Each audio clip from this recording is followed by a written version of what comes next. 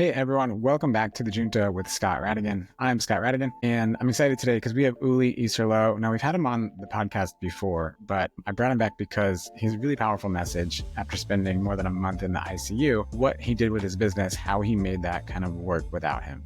But I also want you to kind of listen all the way through to the end because he touches on a lot of marketing tips and pearls. And he also has a book, From Prospects to Patients, that's available on Amazon. You should definitely go check out.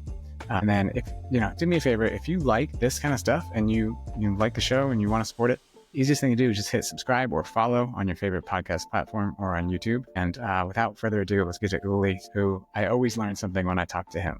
So I hope you enjoy. Today, we welcome back Uli Iserloh, PhD. As one of the leading digital marketing strategists in this space and kind of in any space, Uli helps health practitioners turn prospects into patients consistently and largely automated.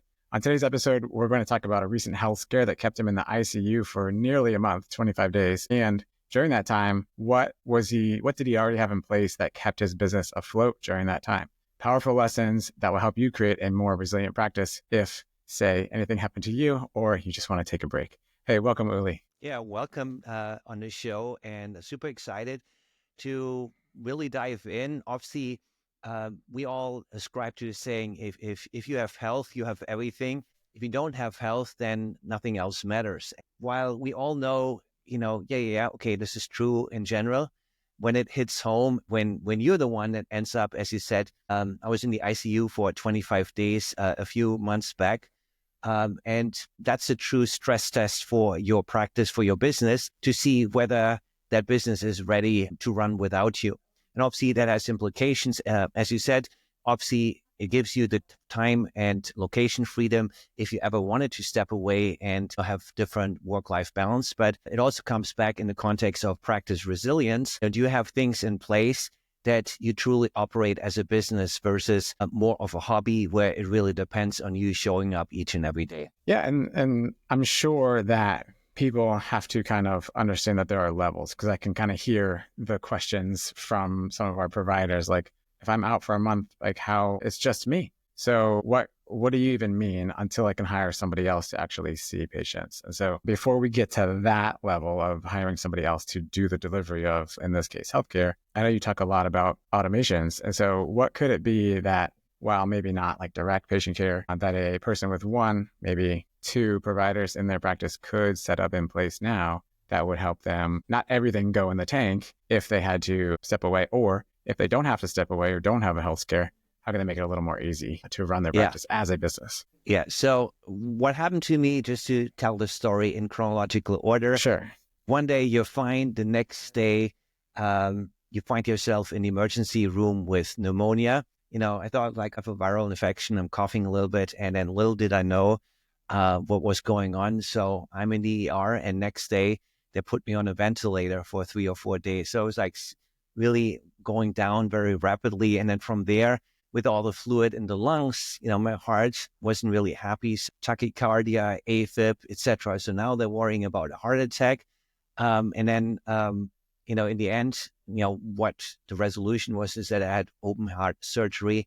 It was a 5-hour ordeal. Again, I did not see this coming. One day you're fine. And then throughout this entire thing, 25 days in various ICUs, doctors coming by every day, and you're just wondering, will I make it? Will I make it out on the other end? And at that point, anything about business is obviously secondary. Fortunately, knock on wood, the doctors did an amazing job, saved my life 2 or 3 times throughout that period. Was really, really close calls. And so I'm super grateful. I think the learning lesson that you take home is either you change your behavior. Do I really need to work this hard going forward? Or what's the right work-life balance? Or you don't get the lesson. And so in my case, I think all the science pointed to you got to have a way to run your business in a way that does not rely as hard on you, that a lot of the things that can be automated should be automated. And I'll be honest, if this had happened 2 years before, my business would have probably imploded. A team of 20 people, are you making bank? I was sort of the quintessential person in there. If you're not there, everything grinds to a halt. And fortunately, none of this happened. It was probably a little bit more stressful of a stress test than you would want, right? Going on vacation is probably a little bit easier way to test if your practice or business is ready. But in this case, it was cold turkey, from one day to the next. I didn't have time for communications. I was hooked up on IVs, on drugs, etc. I was delirious. So what really saved the day is that when you think about a business, obviously the first part is how do you get new leads in there, new patient leads, right? What's happening to the marketing? And again, this is where having solid systems in place to get exposure reliably, and then how do you nurture people up so that they go from being a prospect into ready for a discovery call, ready for enrollment. All these things take a lot of touch points, and whether you want to work less hours in your practice or you have something like what happened to me, this is where automation is so critical. So automation is the first part. We can talk about other things like having the right team, having SOPs, having the structure in place. But to some extent, you have to really reimagine your entire practice to see how much can be done by other providers in the clinic rather than the lead provider. Because ultimately, yes, patients always want to work with the doctor whose name is on the door. But if you're really thinking about your time is extremely valuable, should they really be working with you for each and every item in their care journey, or can you have other people, health coaches, allied health providers, other nurse practitioners, etc., in your clinic that can do the brunt of the care delivery? Yeah. And I know that when it's just you and you have to do all of the hats as a business owner and provider, you think there's no way I could step away from all of this. I know there's a lot of teams out there that are spouse or partner driven, where one of them will take on the majority of the administrative roles. But even in that scenario where you do have a partner, if something happened to either of you, or let's get away from the catastrophe, if you ever wanted to sell the business in the future, it needs to kind of run without your face at the center, front and center of it. Yeah. So both of these things, if you don't want to think about, potential catastrophes, then also think about what is your plan in 5 or 10 years when it's time for you to kind of step back and have better work-life balance and avoid a big ICU trip and open heart surgery potentially. So these are great. Yeah. And just to back up a second, Uli, and say, why do we have Uli? He's the founder of Big Boost Marketing. That's bigboost.marketing is the website. And then he's been doing marketing and kind of a brilliant mind for the past better part of 15 years, I think, in this space. And before that, PhD in chemistry. Yeah. Okay, great. Good memory there for me. And he has a new book right now, which I bought with my own money, called Prospects to Patients. It's available on Amazon and probably at bigboost.marketing too. Yeah. Is that right? Yep. And it's a good, use of your $20, even if you only take a couple of pearls out of it. I've read the majority of it, and there's a lot of actionable steps in here too. So yeah. For us, and maybe how to make it more relevant. I know you're covering a lot of these items also in your own Origin Incubator, but if you think about the 5 areas that make for a successful practice, the first one is really having dialed in your unique care delivery method. What are you known for? How do you deliver care? What's the business model? Do you have cohorts? Do you have one-on-one? Do we have group coaching? What are the different permutation that your practice makes money? And that's really the first pillar. You have to be clear on that part. Now, interlinked with this is then discovery call mastery, or, the meet and greet, when you have people in that conversation and, at the point where they're deciding, should I enroll or not, you got to be master at having that conversation, understanding what are they thinking, what can I say, how do I guide them to the decision that I know is the right one for you, for them. Obviously that's the second pillar. And I see oftentimes that, when you work with practitioners, maybe you can share this too, they say, yeah, I ace the discovery call, have a good enrollment rate. But then when you sort of dig a little bit deeper, you realize, wow, there's a lot of money mindset issues that are still there. It's not as powerful. And, frankly, the bottom line here of the second area is if you don't believe in your program and your care delivery method, why should the patient, right? So again, there's no room for low confidence of not going all in on this and believing that what you have is the best program under the sun.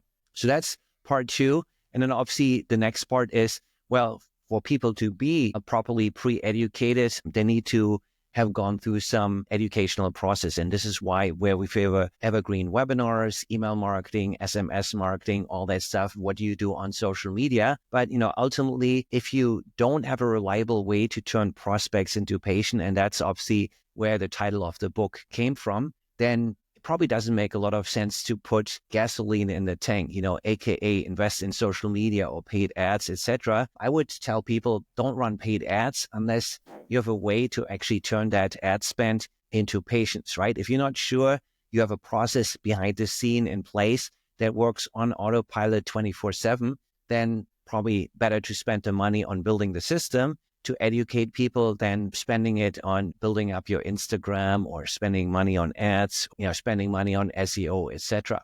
So that's part 3. In part 1, care delivery. Part 2, discovery call mastery. Part 3, patient education.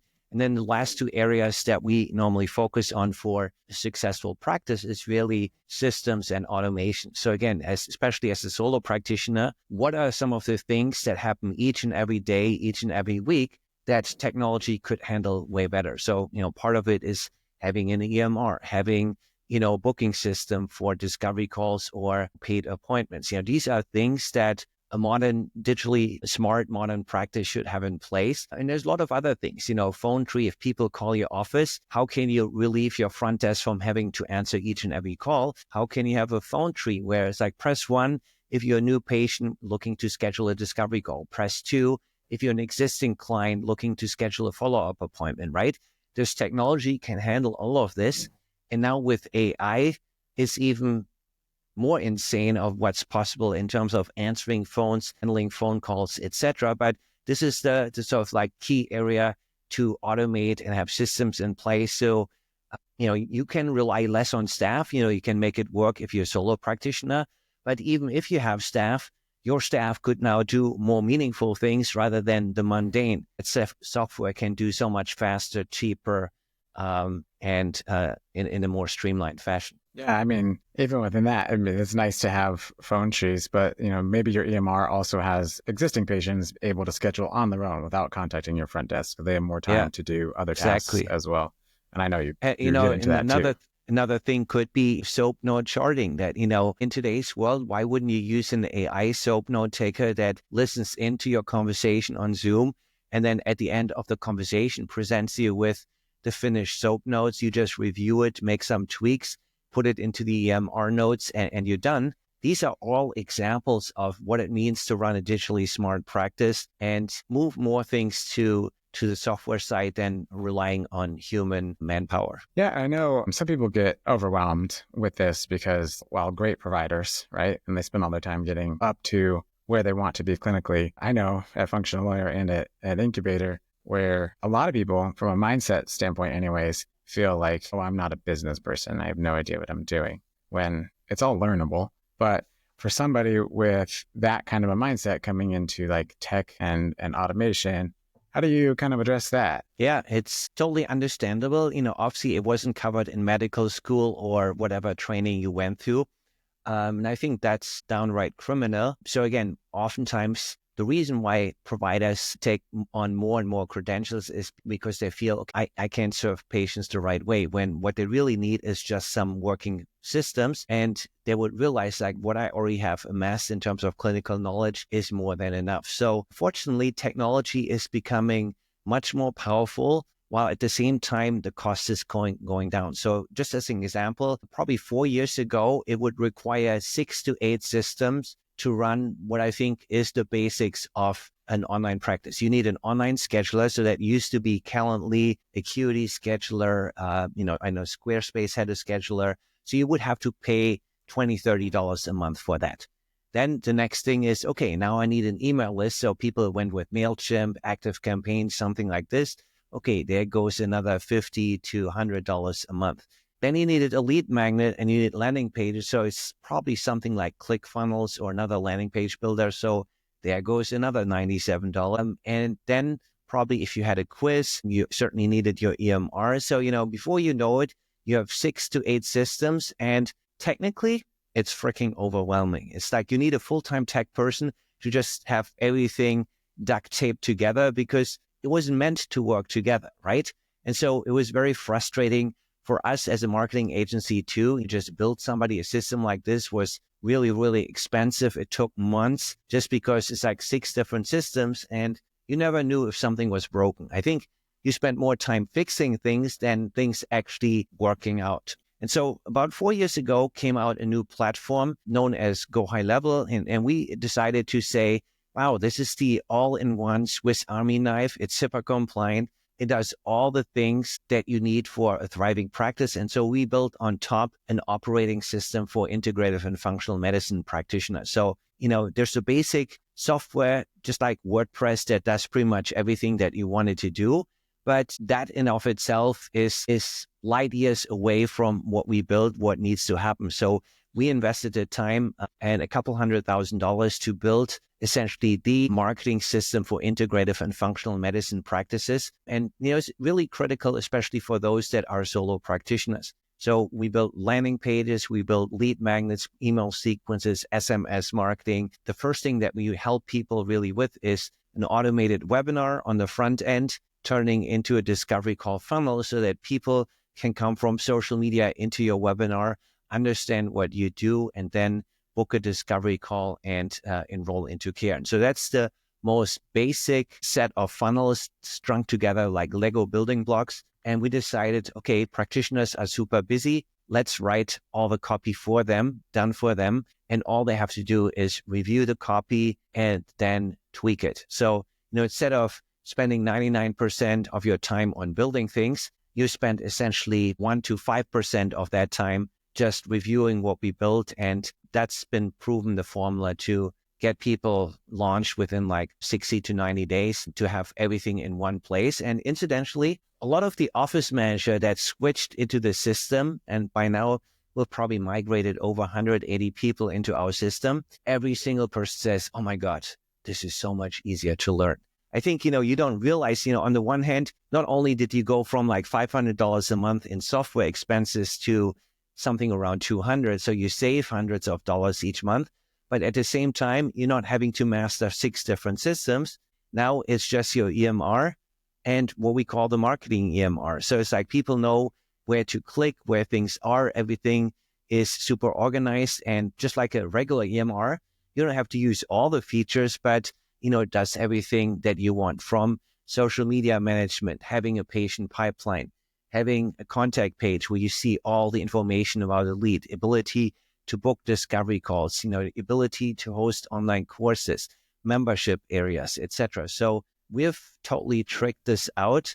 And this is, part of what I cover here in the book, the systems that you should have in place. And then the faster way to actually, instead of building it, just have us duplicate our systems, customize it, and you end up in a place that is a lot easier to handle. And so it's a pretty long answer to your question, what if practitioners are overwhelmed with technology and marketing? My point is you don't have to master it. It's just replicate this into your practice and let our team teach you how to use it. I mean, one, that sounds great, but two, having dabbled with Go High Level myself, it's not the most intuitive for someone to figure out on their own. So what you just ended with there is our team teach you how to use it. It's probably one of the biggest value adds that even there was a lot of value you talked about, but the teaching you how to use it is probably the biggest one. Because with all of this, and going back to somebody who doesn't have a good, feels like they're not good at tech, and we all feel not good at something when we're brand new to it, first of all. But for somebody who is newer to it, it can be obviously overwhelming. And so having someone to teach you is really great, really high value stuff. Well, it all started with, when I talk about the automated webinar funnel, it's interesting. Back in 2015, the way practitioners generated new patients is lunch and learns, dinner with a doc, etc. You had these free events, live events. You would advertise it. You would pay for dinner maybe or lunch. And then some people would show up. Out of those, a few people would sign up for the initial appointment, and that was the marketing funnel. And then COVID hit and people realized, shoot, that doesn't work. What do I do now? So people moved to live webinars, hosting it once a week, etc. And that became the vehicle. And now with Netflix and all the streaming providers, people expect that I want to watch this on my own time when I'm ready, not wait for next week, Tuesday, 7 p.m. And so now we've moved to on-demand automated webinar so that people can watch it on their own. Now, obviously, a number of things change there. When you have a live webinar, people are kind of stuck there, and most of them stay till the end. So you can make it an hour long. You can go through slides. But I think when you go to an automated webinar, the demands are a lot higher. It has to be a lot shorter. It has to be a lot more to the point. Time is valuable for your prospects, so you have to keep it moving. You have to keep it interesting. And so what we found is that when we produce an 18-minute on-demand webinar that much more feels like a TikTok video or Netflix docuseries with lots of B-roll, moving things, minimized boring slides, and walking through slides for a minute, that's what's needed to retain the attention of those that watching and really introduce that paradigm shift in how you're different versus what they may have experienced or tried before. Yeah. Do you, for someone, and this may be a little in the weeds, but do you see a difference in conversion from other people that you are helping with automated and that continue to still do live? Or if from the past, how's the conversion rate different between maybe a 1 hour live webinar and your shorter on-demand webinars? Yeah, it's that both have their advantages and disadvantages. Obviously, live webinars, a lot of work, require a lot of energy. You have to show up. The knock on live webinar is this. You promote the webinar for a week, you get 200 people to show up, but 85% of the people don't show up. So, you have 15%, maybe 20% that show up. So you lose at least 80% of the eyeballs right off the bat. And so you're working with only maybe 20% of the leads that you get, maybe 15. And those sometimes may not be the best clients. Those are the people that have more time than money. And all the people that have more money and no time, they're probably ones skipping this thing. They signed up, sounded like a good idea. And then when 5 days later, they're like, yeah, not that important, moving on. If you switch to an automated webinar, what happens is that you instantly go from 20 or 15 to 20% show up rate to 88%, because, again, people opt in and everybody essentially start watching your webinar right away. So you get a 5x increase in show up rate. And if you play the first, 5-minute right, if it's engaging, it's fast moving, very few people will fall off. And overall, you get a lot more people watching. And then obviously, if it's shorter, by the time they get to 10 minutes, which is maybe 2/3 through the webinar, your webinar probably accomplished the main goal to establish preeminence, to get the main points across, so that you already changed people's perception. Maybe that's enough to get in the discovery call. So I found that I'd much rather have people start watching and get to know, like, and trust me versus doing it live and hoping, but now they can't leave. And now I have 60 minutes, but I don't have to, be on my A game. I can sort of like make my way through it. So I feel when you have both, I think that's the best of both worlds. So we still run live webinars every 2-3 weeks. But it is a version of the evergreen webinar. Obviously, it's a little bit longer. Obviously, I can't play all the video clips that are in there, but for our clients that want to expose people, even after a webinar or after a lead magnet, you're opting in. It's like, hey, watch our on-demand webinar. And, so you have that practice overview video that explains your methodology, why you're different, why they should partner with you, why conventional care may not be ready. I believe every practice needs something like this in their practice, because you can't do this on your own. And so I think helping practitioner with this has been huge. It's been our most popular offer. It goes back all the way to 2018. I was at an event where I pitched from stage, hey, we help you build your webinar. And out of 40 people, one person actually did it. The other 39 people never started. So I realized I've resisted for a long time to help people build webinars. And then earlier this year, it's like, I know this is so critical. Everybody must have it. How are we actually be able to, do it for them? What do we need to have in place to make that happen? But we eventually figured it out. It's a lot of extra work, but I think it's worth it. Clients say, it's like, I'm glad I have this webinar. It makes such a difference in patient education, in generating discovery calls, etc. So that's essentially part of this entire ecosystem. That's not just us deploying some marketing templates and landing pages, but we really get our hands dirty and work with clients on, it's like, okay, what's the topic of your webinar? How do you want to structure it? What's unique about your practice? And build that out so that all you have to do is record a voiceover, and then we put that webinar reel together and launch it for you as an evergreen webinar funnel.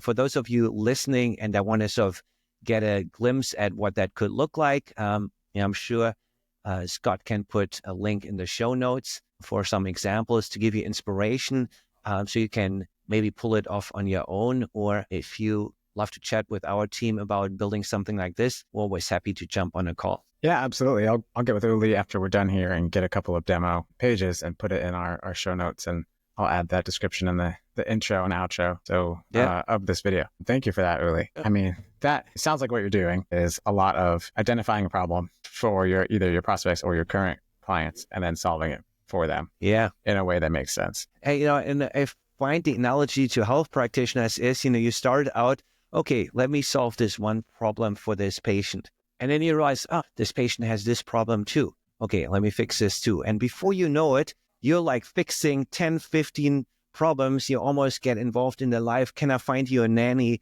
to take care of this? And can I hire you a private chef, etc., right? At some point, you're wondering, it's like, when is this ever ending? There's a lot that goes into running a business. That goes a lot into helping a patient get healthy. And, there's always this balancing act, how deep do I go into it? What else can I take on? I'm sure it's the same for you when you work with clients, with your wife, and help them figure out how to run their practice, how to set up their practice. It's challenging, but I guess also rewarding. Yeah. And, we teach a lot of that, and you could solve, and we always say you could solve their problem in a number of ways. You could, from a practitioner standpoint, you could go to their house and clean out their pantry and teach them how to cook one-on-one. Or that's probably not, good for your time, or it would cost too much for the person to pay you that. And so there are just varying ways to do it. It can be as simple as a PDF document, not very helpful, very easy to deliver, or going one-on-one to their house and, very helpful, not easy to deliver on a grander scale. And so there is always a scale of how can you deliver this solution to their problem in a way that is helpful for them and is easy for you to deliver. So we do teach that, but I mean, it sounds like your webinar product or offering is pretty cool. No, we have a number of these kind of things, alluded to Discovery Call Mastery. We have a product around this for anybody that feels less than confident on having the conversation. So we do mock discovery call trainings. This is something anybody could just enroll in and get help with. Having sessions on just doing strategic brainstorm. How do you have to tweak your practice operating system to maybe generate more revenue per patient? What else can you snap on? What else would make sense? So it goes back to the 5 key elements that are required for successful practice. And obviously, one of the biggest one is always the patient pre-education and marketing system. So having somebody that can just plug that whole thing into plug that whole thing into your practice, customize it with your logo and your information, and then teach you, okay, this is how you run this. Again, I found that there's so many online courses and masterminds and coaching groups out there, but what all of them are missing is done for you implementation. That at the end, people are in these online courses or masterminds for a year. At the end, they haven't built anything. I'm like, you should have just given me the money. I would have built this for you in 2 months and then, showed you how to run it. So there's a shift in thinking that, as a practitioner, we always want to, oftentimes want to DIY stuff, or we're smart enough to build it ourselves. But the question is always, is it actually smart to DIY this when your main job title is practitioner? Yeah. And that's kind of one of the chicken or the egg things is do you value time or money more? And so I know I'm working on some content around, how much money do you need to start a practice? And so what does that go towards? And obviously you can go from, probably like $1,000 to $250,000, depending on how you want to start and how much money you have. But everywhere in between, there's kind of a common sense way to balance DIY, saving money, and I think investing to save yourself time. Yeah. And I would say in today's world, never before has it been more affordable to start and run your own practice. Software costs are coming down. Software is getting more powerful than ever. You need less, software than you ever needed before. Again, there's a lot of now online ways to run your practice. You don't need a physical build out. So, again, there's really a lot of things that are possible now that, you and I have been around this for, 10, 15 years. So, going back, it used to be a lot harder to just jerry-rig things together. And now I feel it's a lot more streamlined of what's possible. And again, and the pandemic has certainly done their part, that it sort of broke the expectation that one-on-one is the only way to go. Suddenly it's okay to do virtual telemedicine visits. Suddenly it's okay to do group coaching programs or group experiences. So it really has evolved a lot in the last 5 years. And with AI, I definitely see that now. From a marketing perspective, content generation, usually only the biggest clinics could afford social media marketing, advertising, etc. And now AI is putting a lot of the power back into the hand of solo practitioners, small practices, where you couldn't tell the difference who generated the article, because now it's all driven by AI. Yeah, you glossed over it a little bit, but I want to highlight, like, as you said, even just 6 years ago, to start a practice, you almost had to have a brick and mortar location. And now I would say half or more than half of people that come through Functional Warrior and Origins Incubator are like, I'm going to start all virtual and then maybe someday have an in-person practice, because that cuts out furniture and landlines and different internet expenses, and not to mention the lease and all the things that go into that. So huge lowering of overhead just from that perspective. Yeah, Plus, and as you obviously mentioned, that forces then also that location freedom, that, if you want to work from anywhere, if you have a virtual care model, then obviously it opens up a lot of other things. So I think this is why you and Linda are so great at helping people architect this and decide what they want to build, and then help them build it. yeah, you may be able to be anywhere, but your patients ought to be in licensed states of your licensure if you're practicing medicine or giving individualized care. So my book, Practice Telemedicine, goes over a lot of the general concepts there. We have that conversation all the time at Functional Warrior. And actually, I'm a little amazed that people are still being taught that you can just call yourself a coach and then you can do whatever you want around the country. Objectively, not true. So just do your education. You don't have to come through me. But to Uli's point, though, yes, a lot of your location freedom is freed up. You can be seeing patients from your mountain retreat and go skiing. Or depending on time of year, you could be at the beach house that you now own because you've systematized your practice using some of Uli's techniques in the book, or if you work directly with him there too. So I just want to caveat that as well. Uli, this has been great so far. Where do you, I'll kind of open up to you. Where do you want to take it from here as far as costs have come down, systems or software and people like you are helping to automate? But if kind of going back to, if somebody was forced to step away or was trying to prepare their business for a sale, what would be some of like the, high level milestones to kind of say, these are the things you need in place? And if you're in a position where you've got one human in the whole business wearing all the hats, what would be like, okay, step one is get some, I'll let you do the steps, but from like get some systems in place and then have some SOPs. That way you can train and onboard somebody to help you. Can you walk us through maybe what that might look like? Yeah, I think the core underlying feeling that you want to have is monthly recurring revenue, that where's the money coming from, that you have predictability in your revenue.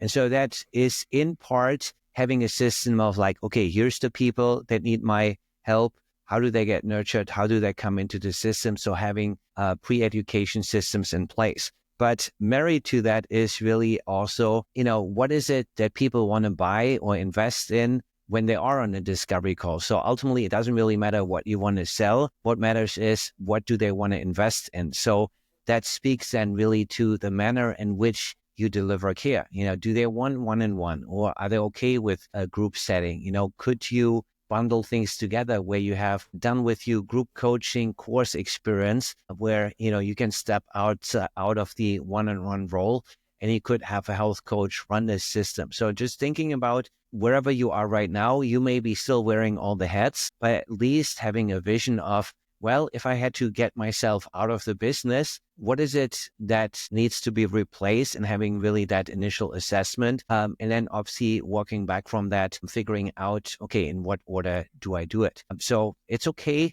if your current business model is not yet supporting you stepping out of it, but there's definitely a lot of the things that you can put in place that ultimately will then support the practice when you're ready while supporting your practice right now. So again, if you figured out here's a new product I can launch that doesn't require me, that's a great thing that, you may want to launch right now, even while you're doing one-on-one care. And obviously depends on your licensure what you can do. But recently, when I had this healthcare scare, and then I had to pick a practice, when I went into that new practice, it was an integrative DO.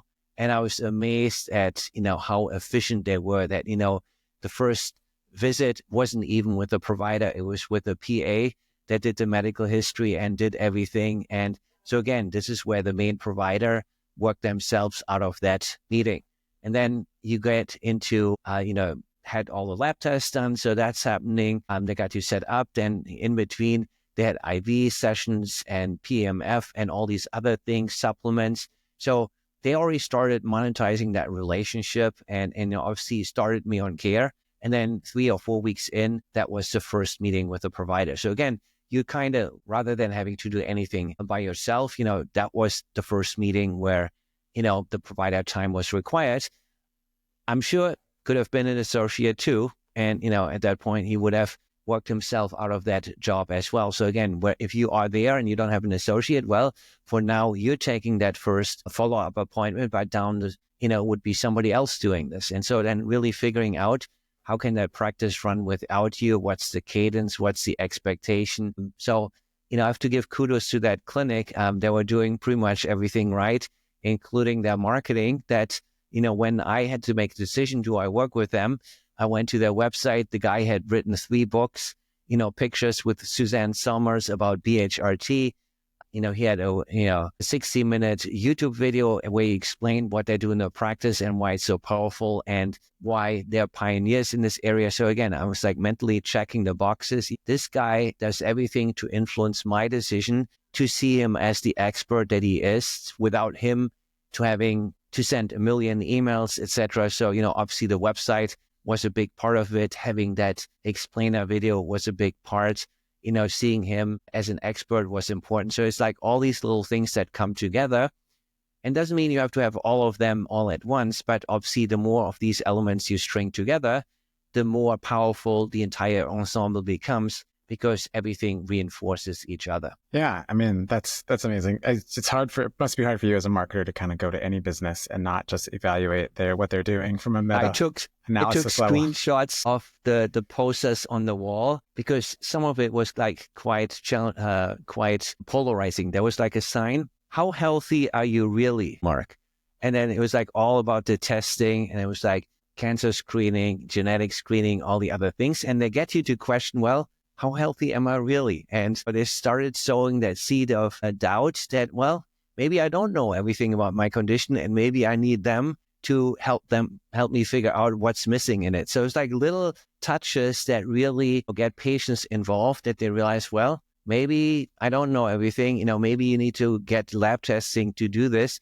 And he knows lab testing is the gateway through which patients come into the practice. They come for the lab test, and then they stay for the treatments. Made that play, not saying that every practitioner needs to lead with lab testing, but, in his case, he's specialty lab testing that, for the right people, they want this testing. Let's say you have mold in your house and you're the one that does mold testing. So mold testing is really the gateway that then unlocks mold treatment and all this other stuff on the back end. Or people, Lyme, etc., and other, stealth infections, etc. There's this whole ecosystem of like people looking for a certain lab test. All they want is a lab test. And then once they have the lab test, obviously it's very easy to pivot in the report of finding, hey, you're interested in us helping resolve this issue. And so I like the nature that the initial commitment is fairly low. You just have to pay for the lab testing and engage in that part. But little do you know is, a month later, you're now in care. So as a marketer, I always love it when practices pull this off correctly, because ultimately at the end of the day, it's all about getting the patient the help they need, right? And if the patient does not enroll in care, we can't help them. And then the patient is off even worse. So it's not about taking people's money, but the act of extracting the money of, coaching patients to the point where they're saying, I'm happily investing in your program, is really the name of the game. And that's essentially what I cover in Prospects to Patients, my book, where it's all about how do you have to play your cards so that patients naturally come to the conclusion that you're the one. Yeah, I think you cover a lot of that in chapter 1, which I did read that, and we teach very similar concepts there. But I like how you said, so chapter 1 for you guys that haven't read it yet is about how to make your offer irresistible for people where they don't feel like they're being sold, where they're like, oh my God, that's exactly what I need. But I like how you talked about polarization, because for years, or when we first encountered each other, maybe a decade ago or so, it was niche down, niche down, niche down. But so many providers don't know how to niche down. And I'm getting to a larger point here, but I think being polarizing is scary to a lot of people, because what you just said made you excited about it as a marketer, but it may turn off either the providers from doing that same tactic, or they might be afraid to turn patients away. And so what a lot of we teach is, one, just build it how you want to deliver care. Maybe don't copy somebody else if that's not how you feel. But in doing so, what you'll do is you'll repel the patients that are not a good fit for you.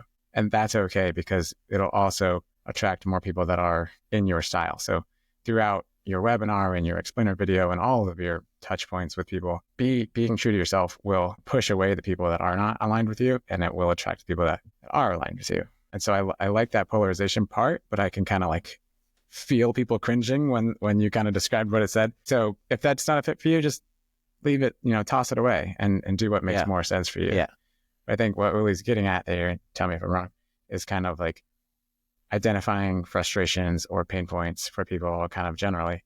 And he went about it one way, but you can go about it a different way. Yeah. I can maybe end with like 2 additional thoughts here that might be helpful in that realm. And the first one, they're both so philosophical questions. The first one is, a lot of times we want to help patients and we put DIY content out there. And I define DIY content where you put out some Band-Aid solution in an effort to be helpful, but inadvertently what you do is you have the patients continue believing that they can fix this on their own. Now, if they're healthy, if it's about wellness, do as much DIY as you want. But a patient that has Hashimoto's, I don't think any amount of DIYing will get them out of Hashimoto's on their own. They need specialty lab testing.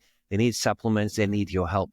And so if your goal is to get more patients into your clinic, maybe you should stop posting DIY content. It will backfire, because those people, the more you put this out there, the less people actually want to get into discovery calls. So that's the first part. And the second part, if you really think about when you say DIY, it's like basically purely educational. I'm like, here are some tips how to get educational healthy. Or, 3 foods to eat to reduce autoimmunity. I'm like, well, if you really have autoimmunity, you need more than just 3 foods. And, if you make them believe that just changing your food source is enough to get rid of your Crohn's, then sorry, doesn't work that way. So, this is why I'm always very hesitant when I see practitioners and I analyze their social media feed and saying it's not working. I'm like, well, you're posting DIY content that keeps people out of your clinic, unless it's about purely wellness content, how to improve wellness. It doesn't work for diseases and when they're not healthy. And the second part is really, the idea that unless people question what they're currently doing, they're never going to embrace a different path, right? If you need them to change the way of thinking, you got to get them to change how they think about things. So if you don't challenge them on maybe this dieting approach is not the right way to lose weight. So they have to question what they're doing in order to lose the weight, in order to open their mind that there's a different path that they should be pursuing. So again, this is where the polarizing part comes into play, that rather than telling people in social media, here's what you should do to fix XYZ, I would just tell them, hey, let's be honest. Is this way really the best way to address Hashimoto's? You've been trying this for 3 years. What are the chances that, things change in the next year?